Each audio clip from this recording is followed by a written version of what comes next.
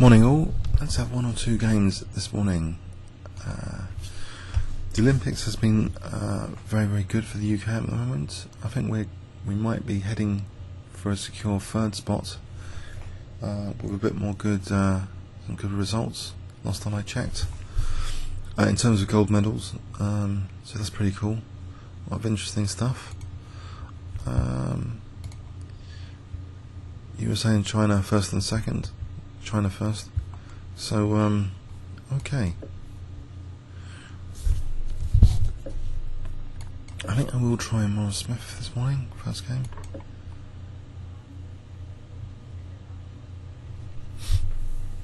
Is it going to be accepted? No, I'm going to try that system in reverse that we saw with the English, the Queen B3. If you remember the game yesterday, because I'm quite fascinated by this idea. Okay. And he plays e6, so he's committing some weaknesses on the dark squares. Can I make a little gambit here then? Just to try and emphasise the dark square weaknesses. He's not accepting it, and he's probably going to dislodge my queen. Okay, I'll use that c3 square for a knight soon then. Not sure here. So the queen's still exerting some interesting pressure, I think, in this position. Potentially annoying, I hope. So trying to borrow an idea from the English opening. This Queen B3, which was Queen B6 in yesterday's game. C4 E5, the Nakamura against Wang Ho game. Wang Hao. Knight C3, then there was C6. So that's like a C3 Sicilian in reverse. Queen C3 would be a bad idea here. Bishop B4. Okay.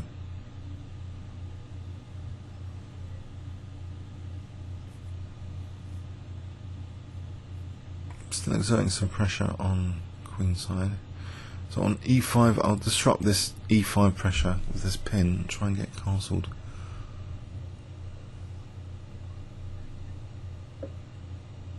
Okay, is it actually that threat on knight e5? Maybe a4 if it's actually threatened. Knight e5. It's bishop d7. There's queen b7 after. So maybe it's not threatened. I just want to castle. Let me castle. Okay, so knight e5, bishop d7, knight d7. Well, it's not going for it, so I can protect. Well, I think c4 maybe, or a4. Maybe a4 for a moment. Then bishop f4. And bishop a3 just to weaken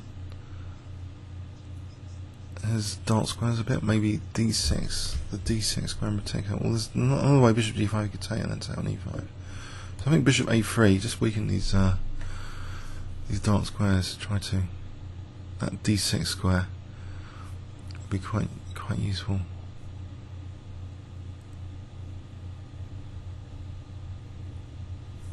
Okay, so say takes. I'll take with the queen, I think. Quite nice on that diagonal. If I take bishop d3 here, I lose the e5. I could take the knight d4. Maybe that's the way to go. It's queen d5, f3, a bit of an ugly move. No, he's winning that e5 pawn. Oh dear.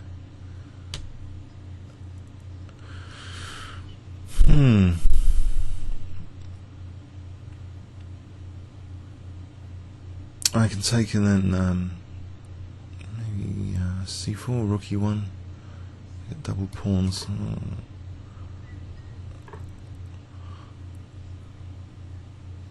There's queen b4 here, actually attacking the queen. Queen d5. Let's play queen b4. Get my queen back in the game a bit. If queen d5 is not a big deal, I hope. I just want to make sure I'm not losing e5. Okay, I haven't got much from this experiment. in the opening. But okay. This pawn's a bit of a liability, this one's a bit of a liability for a rook coming down. If I can contest the d file, okay, he's got double pawns as well, but alright. Actually, in this position, rook c8, rook c1, or this one, it looks as though I've got time to bring my king in now. Say f4. Try and bring my king into position, or even rook d6. Or even rook c1. Hang on a sec. Let's discourage king e7 with rook c7. Aha. That's how he's going to sort it. King's coming in. I think my king needs to come in as well. I need to defend that fourth rank.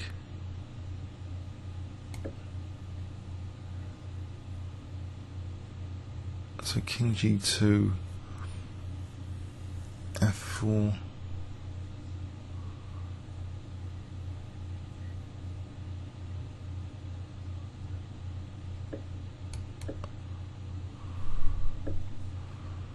Right, so I can probe these pawns for what it's worth. I'm not sure it's worth that much. I play b5 and end up losing a pawn.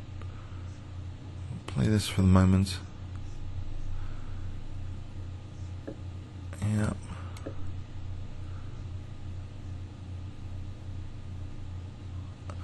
I play a5, just trying to restrict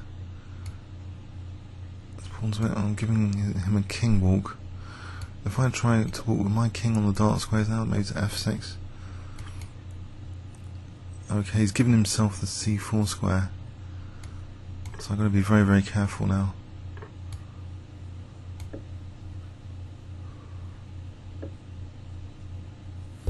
I've got to protect this pawn against rook c4.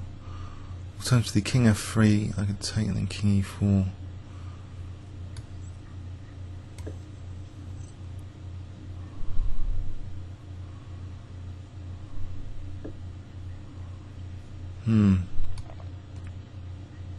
Okay, there's no f5 at the moment.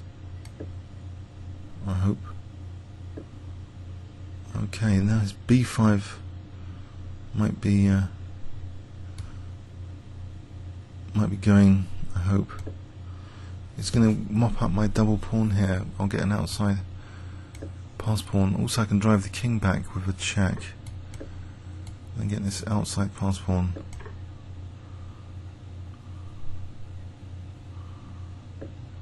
Okay.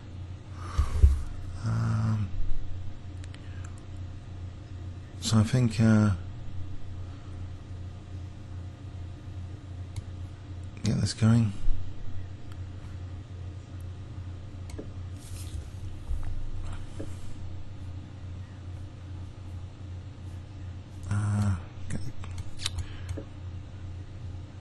I've got to stop his outside pass pawn as well though, so it's not a big deal at the moment. Can I get my king involved there? King f3?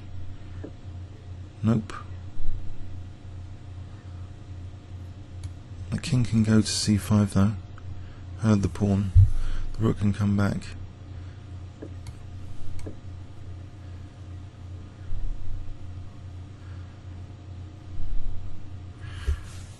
Okay, so h3, rook c2. Okay, get this guy going. There's also f5 here to consider. That's g5. I think I'm ready for rook b4 as well though. Do I wait for that pawn to go to h2? That could have been a bad idea. I'm not sure. Rook g3, I have to play rook h1. Oh dear.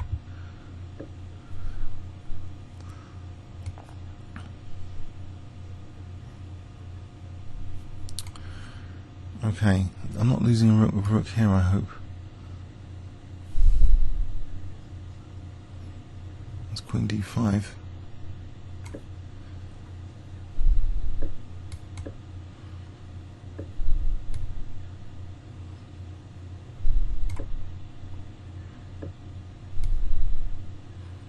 Is there a vicious check? Oh yes.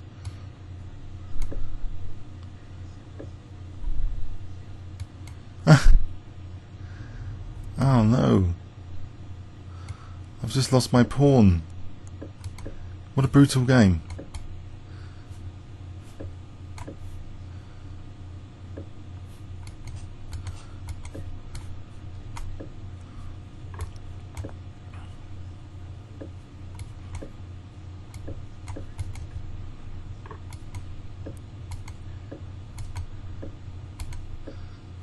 Oh, terrible game, terrible.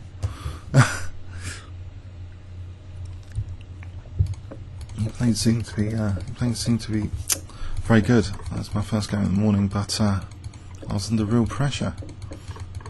What's this guy been doing? I don't know. I felt under real pressure the whole game. But it's the first game in the morning. I didn't have a dynamic position with this variation. It sometimes does this. I need to check this a bit more. Even with this idea Queen B3, it didn't really give me a dynamic position, I think. So he was playing all the right things, isolating my pawns, making me a kind of defender of weak pawns here, a bit worried about all these pawns all the time.